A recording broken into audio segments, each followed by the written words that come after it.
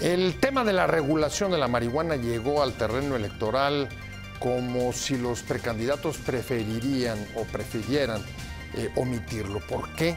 Realmente casi como por la puerta de atrás. Un tema que hubiera sido preferible quizá evadirlo, se implanta dentro de las discusiones de la contienda, acompañado por supuesto de la crisis de seguridad que golpea a varios estados del país desde que comenzó este año y que amenaza también con llevar este año los índices de delincuencia a niveles históricos. Soy José Buendía, estamos en Opiniones Encontradas. Muchas gracias por estar con nosotros en este programa en el que todas las ideas se pueden cuestionar siempre que se debatan. Le dejo mi Twitter, José Buendía MX, y si me acompaña, vamos rápido a ver algunos datos de cómo llega esta discusión al terreno electoral en medio de las precampañas, para regresar aquí a nuestro foro a tener nuestra discusión de hoy. La propuesta de despenalizar el consumo de marihuana en las principales zonas turísticas del país llevó este debate al terreno electoral a contrapelo de los precandidatos de todos los partidos que parecieran preferir omitir su discusión en el marco de la compleja problemática de la seguridad por la que atraviesa el país. La impactante ola de violencia en varios estados del país desde que inició este año también en buena medida explica el debate, después de que en 2017 las estrategias de seguridad no lograron impedir que se alcanzaran los peores registros en 2 décadas. La discusión la reabrió el secretario de Turismo Enrique de la Madrid, que inesperadamente y a título personal, si eso es posible como integrante del gobierno, lanzó la idea de despenalizar la producción, venta y consumo de marihuana en los importantes escaparates turísticos de Los Cabos y Cancún ante el riesgo de perder afluencia de visitantes por el combate al narco. La idea no repara en las restricciones legales de los estados para legislar esta materia, aunque algunos juristas consideran que en la práctica podría hacerse si la persecución de narcomenudistas dejara de ser prioridad para las policías locales y municipales, que son las encargadas de atacar este delito a nivel local. En 2016, el debate se abrió cuando el presidente Peña Nieto envió al Congreso una iniciativa para legislar el consumo de marihuana con fines medicinales y científicos. Ahora se reabre en plena campaña electoral y en un momento en el que la inseguridad vuelve a situarse como la principal preocupación de la ciudadanía ante la ola de violencia que acompaña este año. ¿Llegó el debate sobre la marihuana a las campañas para quedarse? El secretario de Turismo explicó que por lo menos en las zonas turísticas del país se podría legalizar el consumo de la marihuana, no otras drogas, porque nos haría un enorme daño perder esos destinos por temas de combate al narco. Consideró que hacer legal la producción, consumo y venta de marihuana contribuiría, junto con otras acciones, a tener destinos más seguros. Por su parte, José Carlos Beltrán, director general de Derechos Humanos de la Sedena, señaló que en el Ejército son respetuosos de esas posiciones. No es una posición de la Secretaría de la Defensa Nacional. Ellos atienden y actúan, en este caso, con apoyo del Ministerio Público Federal, contra ese tipo de delitos y otros más en el contexto de la delincuencia organizada. El precandidato del PRI a la presidencia, José Antonio Meade, propone como parte de la estrategia para combatir el crimen el registro de vehículos, armas y personas, flujo del dinero del crimen, pagar mejor a policías y capacitarlos correctamente, juzgar los delitos de la misma manera en todo el país, señalizar a los criminales con bases de datos nacionales y apostarle a la previsión. Arrancamos con Opiniones Encontradas. Muchas gracias por estar con nosotros. Y como le decía en la introducción, casi por la puerta de atrás, casi de manera subrepticia, se recupera una discusión que ya se había abierto en este país sobre la legalización de la marihuana. Varios partidos políticos la han impulsado desde principios de los 2000, pero con mucho mayor fuerza se dio cuando el presidente, en 2016, el presidente Peña Nieto envió una iniciativa al Congreso que dio pie a una serie de foros en que se discutió justamente la pertinencia, la naturaleza y el alcance que podría tener esta medida, por supuesto, en el contexto de la búsqueda de alternativas para la grave crisis de seguridad que hoy, nuevamente, bueno, no hoy, sino desde el año pasado ha vuelto a recrudecerse, y el primer mes de este año ha sido un ejemplo claro de ello. Vamos a entrarle a tratar de entender qué es lo que está pasando y cómo y qué puede pasar con este debate que los candidatos o los precandidatos preferirían omitir.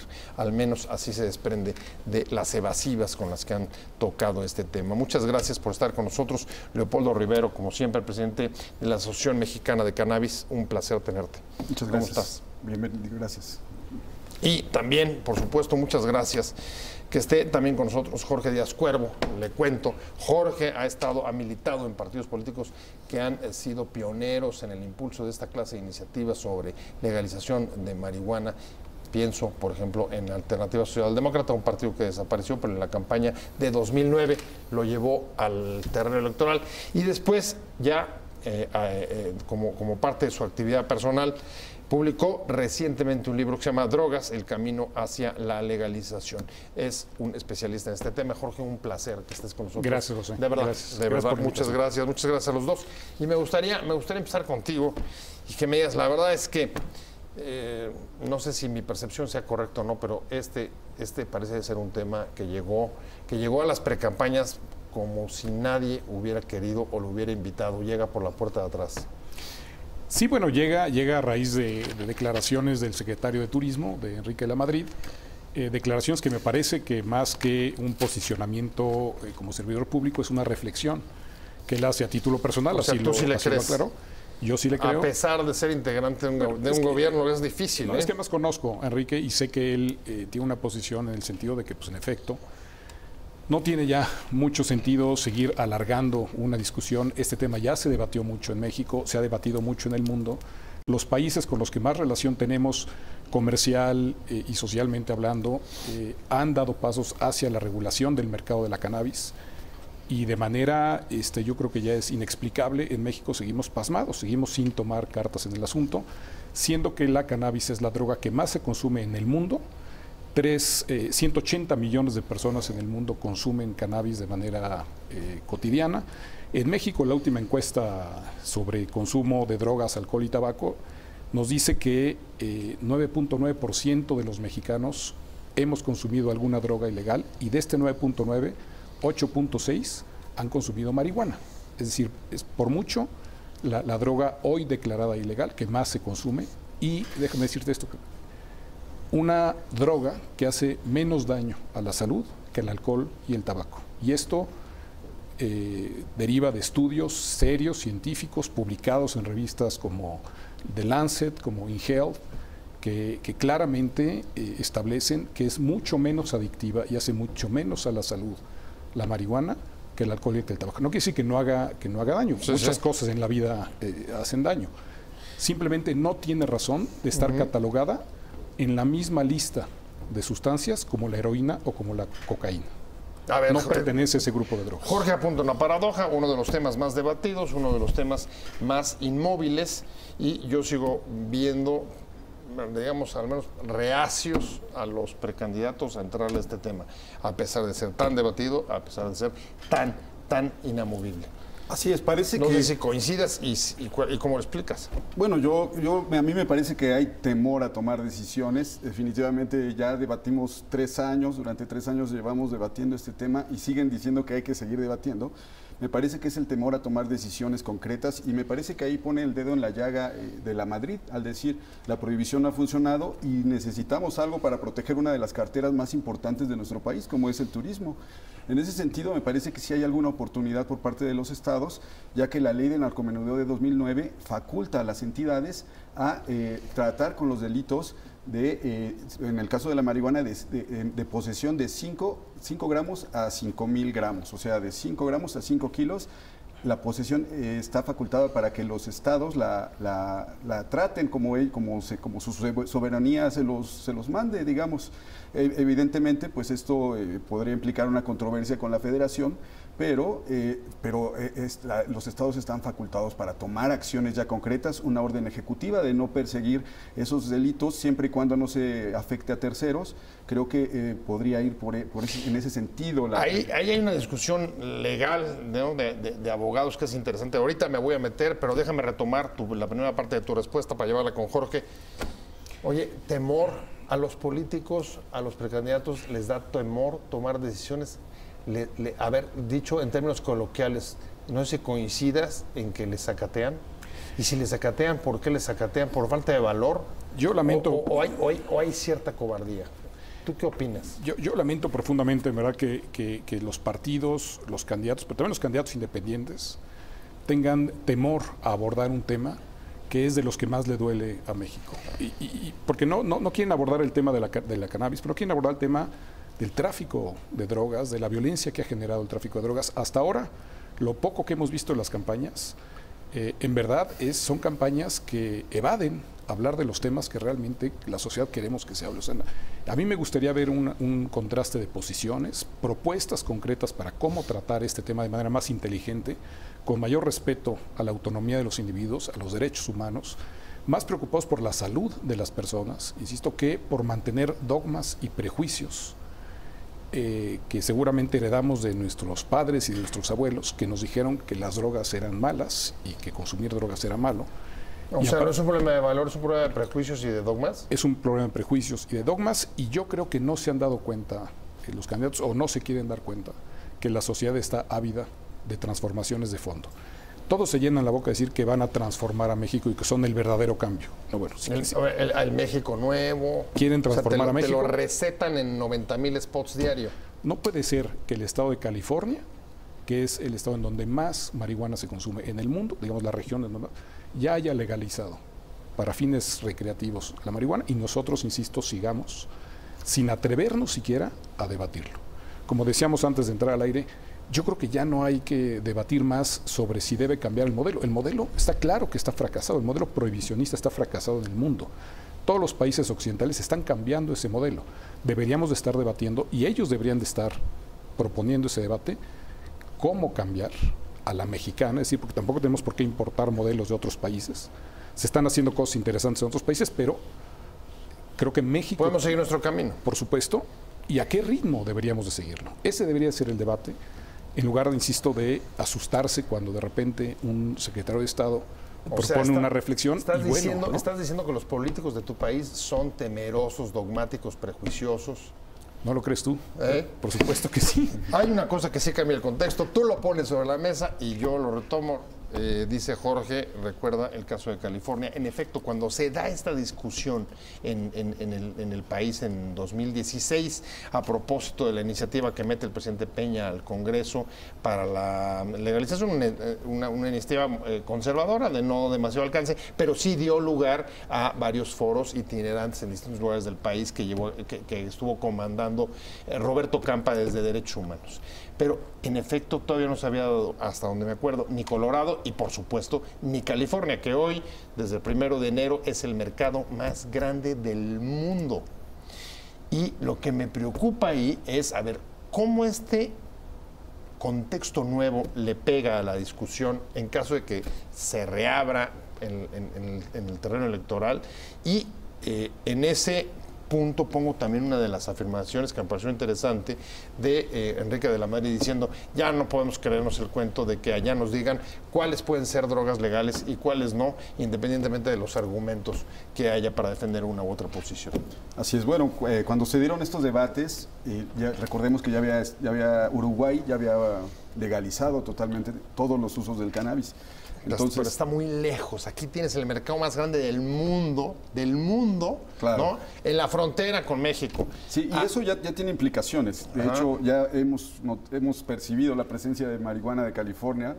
Ahora el contrabando está... O sea, ¿estamos importando mota? Así es. Desde que en el Colorado se reguló el uso, hemos notado la presencia de cepas que vienen de allá. Es decir, cuando empezó el Tratado de Libre Comercio, éramos exportadores de marihuana. Ciertamente era ilegal, pero ahora estamos importando, lo cual es muy triste en un país que era de los principales productores de marihuana del mundo, y ahora estamos viendo eso. Yo creo que la fuerza del mercado, me parece que es una de las fuerzas más grandes de este planeta, hará que ejercerá una presión sobre México en ese sentido. Por lo pronto, el hecho de que Estados Unidos empiece a ser autosuficiente en materia de marihuana hará que los traficantes mexicanos empiecen a dejar de producirla o que se quede de este lado. O sea, lo que se va a ampliar es el mercado nacional.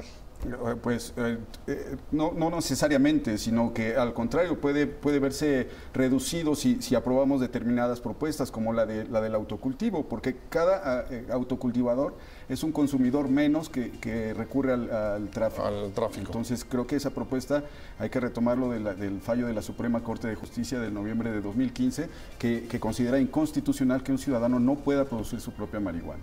Hay un tema de fondo que creo que es uno de los temas centrales en la disputa o en el debate, y es, a ver, ¿cómo sostener que en efecto la marihuana, que es un mercado limitado en relación con el conjunto del tráfico de drogas, puede y hasta dónde reducir la violencia que no deja de generarse en el combate a las drogas, como argumentaba el propio de la Madrid en su declaración, hablando de la reapertura del debate sobre marihuana, hacia dónde va, un debate que llegó sin invitación al terreno electoral, y ahí está marcando la agenda en los últimos días, a pesar del silencio o las evasivas de los precandidatos. Estamos hablando con Leopoldo Rivero, él es el presidente de la Asociación Mexicana de Cannabis, y con Jorge Carlos Díaz Cuervo, autor del libro Drogas, Camino hacia la Legalización. Me quedé contigo, Jorge, y yo creo que uno de los puntos centrales de esta discusión,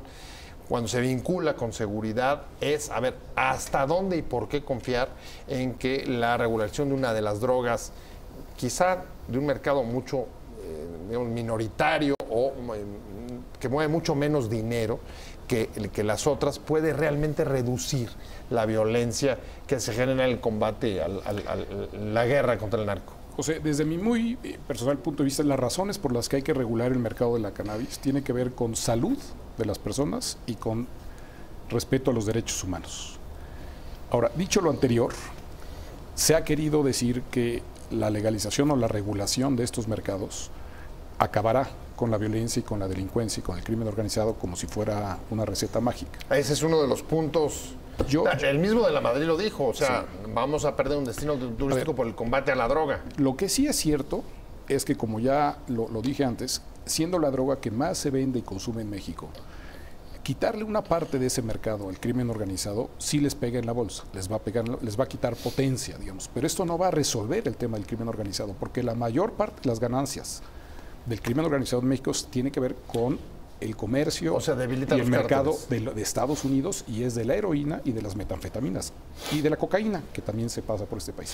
Ese es el gran negocio de los cárteles mexicanos, no la venta de la marihuana a nivel nacional. Entonces, yo lo que le sugeriría al público es no caer en esa falacia, ¿no? Que les traten de decir que esta es una receta para terminar con el crimen organizado. Sí les va a quitar un poco de potencia y de fuerza en una parte del mercado que hoy controlan, ¿no?, en el territorio nacional. O sea, estarías, digamos, advirtiendo, no, la legalización de marihuana no va a acabar con la violencia ni con la inseguridad. Los negocios hoy de los cárteles en México están asociados en la parte de drogas, insisto, con heroína y con metanfetaminas y con cocaína. Ya muy poco con marihuana, porque la marihuana, insisto, además de que es la droga que menor valor tiene, pues ya se está prácticamente legalizando en todos Estados Unidos. Ya la mitad de los estados de la Unión Americana ya tienen sus tiendas y tienen a sus productores locales y a sus fabricantes locales. Ya el negocio de la marihuana, digamos, para exportación de los cárteles mexicanos se ha reducido significativamente. Entonces, esa no es la razón principal para legalizar el mercado de la cannabis. Tiene que ver con la salud de los consumidores mexicanos y con los derechos humanos de las personas que, por la razón que quieran, deciden consumir una sustancia que, insisto, es menos tóxica que el tabaco y que el alcohol, y que desde mi punto de vista tienen derecho a ese proyecto de vida si así lo quieren, y más deberíamos estar preocupados por su salud y por su seguridad, insisto, que por las razones morales por las que deciden y por el estilo de vida que adoptan al decidir fumar marihuana. A ver, pero fíjate lo que es el tema, hasta donde yo entiendo. A ver, si señalas, Jorge, que en términos de seguridad hay que ser, digamos, moderado y no crear expectativas falsas respecto de la reducción de la violencia a través de la regulación. Si te vas a tu punto sobre la salud, resulta que ahí sí entras en colisión directo con la posición del gobierno. Después de la declaración de la Madrid, sale el secretario de Gobernación y dice, a ver, lo que está matando a nuestros jóvenes es la marihuana. Mientras el gobernador de Jalisco dicen, no, lo que está matando a nuestros jóvenes es la violencia.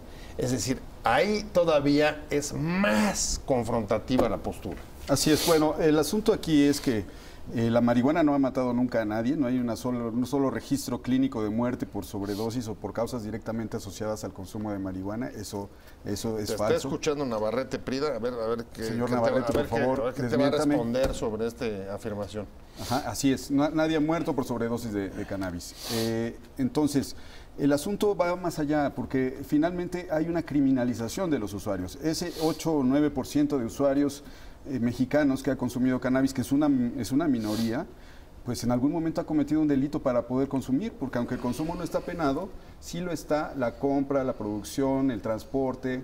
Entonces en algún momento ha cometido algún delito y eso pues es criminalización de los usuarios, es criminalización del uso y eso lleva a violación de derechos humanos. La detención de este joven que fue desaparecido durante 5 días, Marco Antonio Sánchez, sí. Eso ocurre todos los días. Los policías detienen a los jóvenes sin orden de aprehensión para esculcarlos a ver si traen drogas, ¿no? Entonces, en pro de la lucha antidrogas, se cometen muchos abusos de autoridad y creo que ahí también ganamos como sociedad al ¿Y cuál es, a ver, y el tema de esta criminalización es, coincidirías con Jorge, prejuicio y dogma? Es un dogma que al parecer los policías se sienten facultados a brincarse los protocolos. Pues sí, pero hay cadenas de mando y hay políticas que tendrán que seguir. Y yo me pongo a pensar, a ver, otra investigación que están haciendo en penales, vuelve a confirmar, esta creo que la está haciendo la Ibero, vuelve a confirmar, Jorge, que, como dice Leopoldo, las cárceles están llenas de narcomenudistas. Es muy caro tener, como tú decías, jóvenes que agarras y los metes por traer, digamos, unos gramos arriba de lo permitido. José, el combate, la guerra contra las drogas es un gran negocio. Es un gran negocio para la industria armamentista, que le vende armas a los buenos y a los malos. Hay cientos de miles de efectivos policíacos, aduanales, de los ejércitos que están combatiendo el combate, digamos, esta guerra contra las drogas. La industria farmacéutica es un gran jugador detrás de este prohibicionismo que juega a su beneficio, porque más de monopolios. Poca gente sabe que tanto la amapola como la coca, como la cannabis, son plantas de las cuales se fabrican medicamentos analgésicos, sobre todo ansiolíticos y antidepresivos, que son indispensables para atender la salud de todos nosotros. Ajá. Pero quien tiene el monopolio, digamos, de poder comprar legalmente estas plantas, esta materia prima, es la industria farmacéutica. Como yo te decía en alguna ocasión, poca gente sabe que hay 9 países autorizados para sembrar amapola legalmente. Australia es el país que más amapola legal siembra, seguida por España, Francia, Serbia, y no recuerdo cuáles son, pero son 9 países. En México tenemos, digamos, un número de hectáreas aproximados sembrados de amapola similar al de Australia. Toda ilegal, toda controlada por el crimen organizado y toda para producir heroína ilegal para las calles de Estados Unidos. ¿Y hemos visto algún posicionamiento de los laboratorios? No, son los más silenciosos y a los que menos les interesa que haya este debate. A pesar de los recursos que tienen para hacer cabildeo. Por supuesto. Porque no es una industria coja en términos de recursos para moverse. Bueno, la Asociación de Farmacéuticos en algún momento se pronunció en favor de la marihuana medicinal y que se estaban preparando como para ver cómo iban a expender los productos que se autorizaran. Estamos hablando con Leopoldo Rivero, que es el presidente de la Asociación Mexicana de Estudios de Cannabis, y con Jorge Díaz Cuervo, autor del libro Drogas, Camino hacia la Legalización, pero además una historia muy larga, sobre todo partidista, de los que ha llevado de las primeras iniciativas para la legalización de la marihuana en este país. Y uno de los temas que creo que nos queda pendiente es, a ver, ¿y qué podemos esperar después de esta sorpresiva declaración? Una vez que tenemos clarísimo el deslinde del propio gobierno, que aunque dijo, bueno, pues respetamos a la Madrid su posición personal, pero el ejército salió a decir, la Sedena, el director de Derechos Humanos de Sedena dijo, no podemos tomar posición respecto de este debate, pero nosotros vamos a seguir trabajando y apoyando al Ministerio Público para llevar, me imagino, lo que Mondragón y Calp llamó en su momento los zombies. ¿qué opinan? ¿Esto va a ser simplemente una llamarada de petate, para utilizar el símil, o realmente se va a instalar este debate dentro de las precampañas? Yo creo que es ineludible el tema, creo que lo van a tener que tratar. Espero que con mejores ideas y propuestas, con menos, digamos, evasivas y declaraciones, ¿no?, de bote pronto. Entiendo que los funcionarios públicos, los funcionarios en gobierno, que ya va terminando un sexenio, pues utilicen cualquier tipo de artimaña para no entrarle al tema y evadirlo. Pero creo que los candidatos, las personas que nos están pidiendo gobernar este país por los próximos 6 años, no pueden ni deben evadir el tema. Yo creo que espacios como este y muchos otros deberían servir para exigirles a ellos posicionamientos, insisto, un poco más serios, más serenos, más reflexivos, más juiciosos, insisto, sobre el tema. Porque, a ver, estamos ya a unos días, semanas, tal vez meses, ¿no?, de que existan sustancias producidas a partir de la cannabis para fines medicinales y terapéuticos. Lamentablemente todos de importación, porque nuevamente somos muy temerosos y dimos un pasito, pero lo dimos con mucho miedo.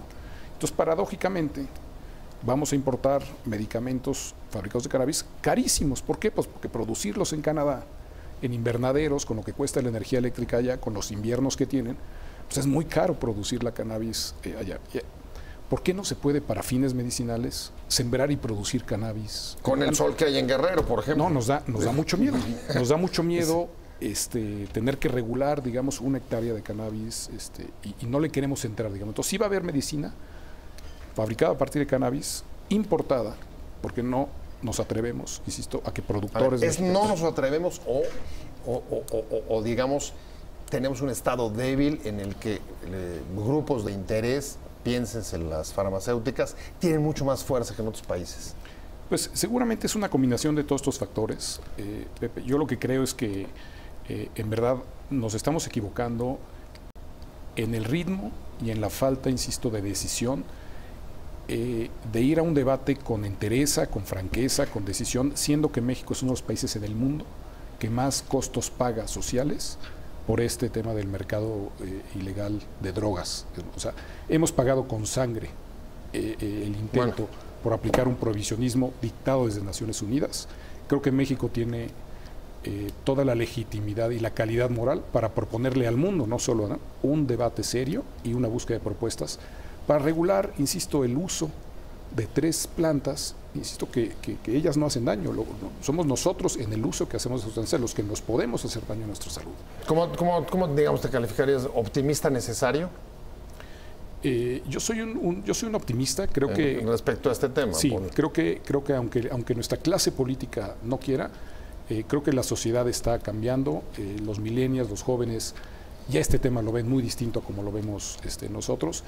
Y creo que, insisto, abona al desprestigio de la clase política el que se resistan, insisto, el que no se pongan a estudiar, a leer, el que no se abran, digamos, y enfrenten sus dogmas y sus prejuicios, como se está haciendo, insisto, en otras latitudes. Optimista necesario, dice Jorge. ¿Tú dónde te ubicarías para saber qué esperas, si esto va a ser una llamarada o va a prender? Yo esperaría que la sociedad civil presionara en ese sentido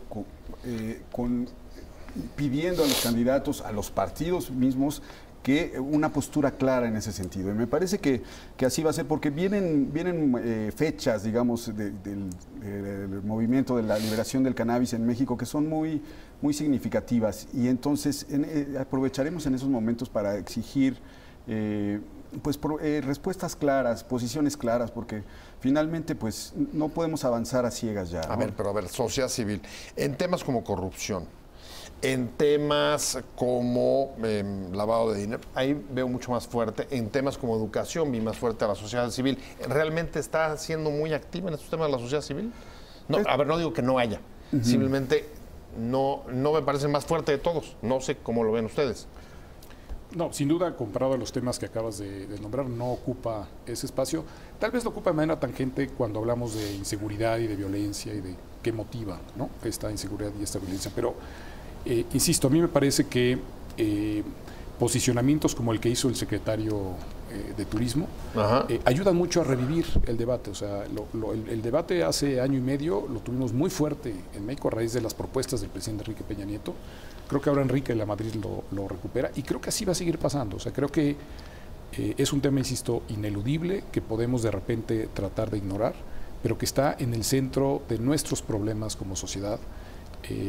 Insisto, creo que es un error no estar hablando ya de los cómo y de los a qué ritmos debemos de cambiar y seguir, insisto, atados a una serie de prejuicios. Y de veras que con todo respeto el secretario de Gobernación nos salga a decir mentiras, porque es una mentira que que esté muriendo más gente por sobredosis de drogas o por marihuana que por esta guerra, por tratar de que no llegue la droga a Estados Unidos. O sea, eso ya nadie, es decir, me da mucha pena decirlo, pero ya nadie se lo cree al secretario de Gobernación. Pero es que, a ver, sí, hay como demasiados dilemas. Uno, el gobierno parece ir de posiciones más abiertas en 2016, incluso las posturas de Campa, a pesar de no ser una persona que quisiera la legalización, han avanzado mucho más que hoy con Navarrete Prida. Y por otro lado, la sociedad civil tampoco la veo presionando tanto. ¿De qué crees que dependa que esto, digamos, cuaje en las campañas? Pues de que la sociedad civil haga consciente cómo le afecta la prohibición. Creo que hace poco, cuando se dio el debate de la marihuana medicinal, fue muy notoria la presencia de madres de familia, de familias en el Senado, en la Cámara de Diputados, porque vieron que la prohibición no les permitía acceder a medicamentos que en otros lugares son económicos y que la misma gente los puede producir. Sí, todos los derivados de cannabinol, ¿no? De todos los cannabinoides. Sí, cannabinoides. Y bueno, muchas veces las familias son las que pagan las extorsiones por posesiones de pequeñas cantidades. Creo que como sociedad no hemos hecho consciente que esto nos afecta en nuestros derechos y nuestras libertades. No nos ha afectado demasiado porque estoy pensando, por ejemplo, los que sí reaccionaron enseguida es, por ejemplo, Baja California Sur, el gobernador de allá, que tienen un problema, se les ha ido al cielo el tema de la inseguridad. El otrora paraíso de Los Cabos y de La Paz y Baja California Sur, pues ahora es un infierno con niveles de violencia brutales, Jorge, y sale y dice, ¿saben qué? Olvidemos los dogmas, dejemos a un lado los tabúes, porque es que él está viviendo la bronca de la violencia. Sí, increíblemente, Los Cabos ya se convirtió en un buen mercado, en un mercado que se están peleando 2 o 3 cárteles de las drogas, un buen mercado de consumo. Como el caso de Cancún, Acapulco, sí. Acapulco era pues un paraíso antes, o sea, y se sabe que desde los 50, que fue su auge, había marihuana presente y no Acapulco Golden, ¿no? Claro, y no había los grandes problemas de violencia que tenemos ahora. O sea, déjame decir también algo. El prohibicionismo que hoy aplicamos en México castiga a la gente de escasos recursos. En eso también hay mucha hipocresía. La gente con recursos compra y consume drogas ilegales aquí en la Ciudad de México, casi en cualquier sitio, y no digamos en los centros turísticos. Las cárceles están abarrotadas de personas de escasos recursos. El narcomenudista, sí, el pequeño consumidor, traficante, sí, el pequeño consumidor. Que no tiene para ponerse de acuerdo con el patrullero, con el Ministerio Público. Es decir, el prohibicionismo lo que ha hecho es también criminalizar la pobreza. Y lo vemos también en Estados Unidos. En Estados Unidos tiene una crisis de consumo de opioides, de opiáceos, enorme. Ya lo declaró el presidente Trump, que hay una crisis de salud nacional. Y son los blancos pobres. Son los blancos pobres, porque los blancos ricos consumen fentanilo y consumen una serie de sustancias legales en farmacia, que es la misma sustancia, son los mismos opiáceos, pero que tienen que pagar, tienen que tener una receta médica y que cuesta, porque se lo estás comprando en los laboratorios farmacéuticos grandes, cuestan dinero.